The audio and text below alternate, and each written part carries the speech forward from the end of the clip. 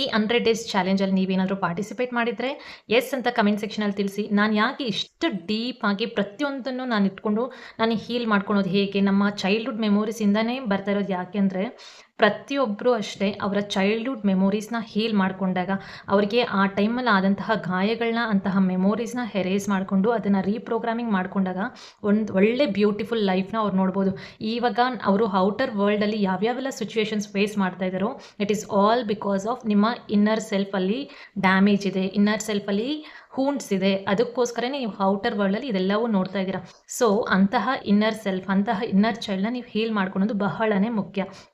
So ಅದಕ್ಕೋಸ್ಕರ ನಾನು ಪ್ರತಿಯೊಂದು ಟಾಪಿಕ್ನು ಪ್ರತಿಯೊಂದು ದಿನಾನು 100 ಡೇಸಲ್ಲಿ ಇದನ್ನು ಕ್ಲಿಯರಾಗಿ ಹೇಳೋಣ ಅಂತಲೇ ಈ ವಿಡಿಯೋಸ್ ಮಾಡ್ತಾ ಇರೋದು. ನಿಮಗೆ ಯೂಸ್ ಆಗಿ ಅದು ಬೇರೆಯವ್ರಿಗೂ ಅದೇ ತರಹ ಪ್ರಾಬ್ಲಮ್ಸ್ ಇದ್ದರೆ ಅಂತಹವ್ರಿಗೂ ಶೇರ್ ಮಾಡಿ, ಸೊ ದಟ್ ಅವರು ಕೂಡ ಬೆನಿಫಿಟ್ ಪಡ್ಕೊತಾರೆ.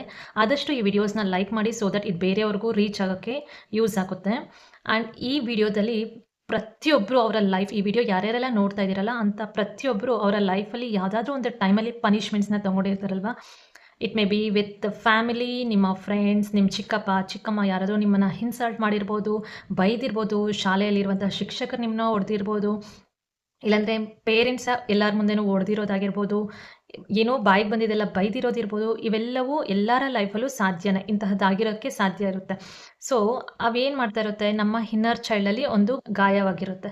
ಅಂತಹ ಮೆಮೊರೀಸ್ನ ಇವತ್ತು ಒಂದು ಫರ್ಗ್ಯೂನೆಸ್ ಪ್ರೊಸೆಸ್ಸಿಂದ ಹೀಲ್ ಮಾಡ್ತಾ ಹೋಗೋಣ. ನಾವು ಯಾವ್ಯಾವೆಲ್ಲ ಶಿಕ್ಷೆಗಳನ್ನ ಪಡ್ಕೊಂಡಿರ್ತೀವಲ್ವ, ಅಂತಹ ಮೆಮೊರೀಸ್ಗೆ ಇವತ್ತು ಫರ್ಗ್ಯೂನೆಸ್ಸಿಂದ ಅದನ್ನು ಬೀಳ್ಕೊಡೋಣ. ಇದರ ಮೇನ್ ರೂಟ್ ಕಾಸ್ ಏನಾಗಿರುತ್ತೆ, ನಾವು ಶಿಕ್ಷೆಯ ನೆನಪುಗಳನ್ನೆಲ್ಲನೂ ನಮ್ಮ ಮನಸ್ಸಿನಲ್ಲಿ ದೀರ್ಘಕಾಲವಾಗಿ ಇಟ್ಕೊಬಿಟ್ಟಿರ್ತೀವಿ. ಅದನ್ನು ಎರೇಸ್ ಮಾಡಿರಲ್ಲ. ಆ ನೆನಪುಗಳು ಇವಾಗಲೂ ಕೂಡ ನಮ್ಮನ್ನ ಕಾಡ್ತಾನೆ ಇರುತ್ತೆ. ಅಂತಹ ಮಕ್ಕಳ ಸ್ಥಿತಿಯನ್ನು ನಾವು ಒಂದು ಸತಿ ಹೀಲ್ ಮಾಡಿಕೊಂಡಾಗ ನಮಗೆ ರಿಲ್ಯಾಕ್ಸ್ ಆಗುತ್ತೆ, ನಮ್ಮ ಒಳಗಡೆನೇ ಪೀಸ್ ಬರುತ್ತೆ. ನಾವು ಯಾವಾಗ ನೆಮ್ಮದಿಯಿಂದ ಮಲ್ಕೊತೀವೋ ಆವಾಗ ಆಟೋಮೆಟಿಕ್ಕಾಗಿ ನಮ್ಮ ಹೆಲ್ತ್ ಕೂಡ ಚೆನ್ನಾಗಿರುತ್ತೆ. ಯಾವಾಗ ಇಂತಹ ಪ್ರಾಬ್ಲಮ್ಸ್ನೆಲ್ಲ ನಮ್ಮ ಒಳಗಡೆ ಇರುವಂತಹ ಗಾಯನ ಹೀಲ್ ಮಾಡಿಕೊಂಡಾಗ ಆಟೋಮೆಟಿಕ್ಕಾಗಿ ನಮಗೆ ಎಲ್ಲವೂ ನೀಟಾಗಿ ಕ್ಲಿಯರಾಗಿ ಕಾಣಿಸೋದಕ್ಕೆ ಸ್ಟಾರ್ಟ್ ಆಗುತ್ತೆ. ಇದರ ಮೇನ್ ರೂಟ್ ಎಲ್ಲಿಂದ ಬರುತ್ತೆ ಅಂತ ನಾವು ಒಂದು ಸತಿ ತಿಳ್ಕೊಳ್ಳೋಣ. ಇದನ್ನು ಅರ್ಥ ಮಾಡ್ಕೊತಾ ಹೋಗೋಣ. ಅಂದರೆ ನೀವು ಯಾವೆಲ್ಲ ಶಿಕ್ಷೆಗಳನ್ನ ಅನುಭವಿಸಿರ್ತಾರಲ್ವ, ಅಂತಹ ನೆನಪುಗಳು ನಮ್ಮ ಮನಸ್ಸಿನಲ್ಲಿ ಯಾವಾಗಲೂ ದೀರ್ಘಕಾಲವಾಗಿ ಅದು ಉಳ್ಕೊಬಿಟ್ಟಿರುತ್ತೆ.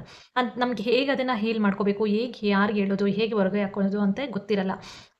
ಆಗ ಏನಾಗುತ್ತೆ, ನಮ್ಮ ಇನ್ನರ್ ಚೈಲ್ಡ್ ಏನು ಅನ್ಕೊಬಿಡುತ್ತೆ, ನಾನು ಲಾಯಕ್ಕಿಲ್ಲ, ನನ್ನಲ್ಲೇ ಏನೋ ತಪ್ಪಿದೆ, ಇದೆಲ್ಲವೂ ಅದಷ್ಟಕ್ಕದೇ ಅನ್ಕೊಬಿಡುತ್ತೆ. ನಾನು ತಪ್ಪು ಮಾಡಿಬಿಟ್ಟಿದ್ದೀನಿ, ನಾನು ತಪ್ಪಿತಸ್ಥನು, ಇಂತಹದ್ದೆಲ್ಲ ಅದು ನಂಬ್ಕೊಬಿಟ್ಟಿರುತ್ತೆ.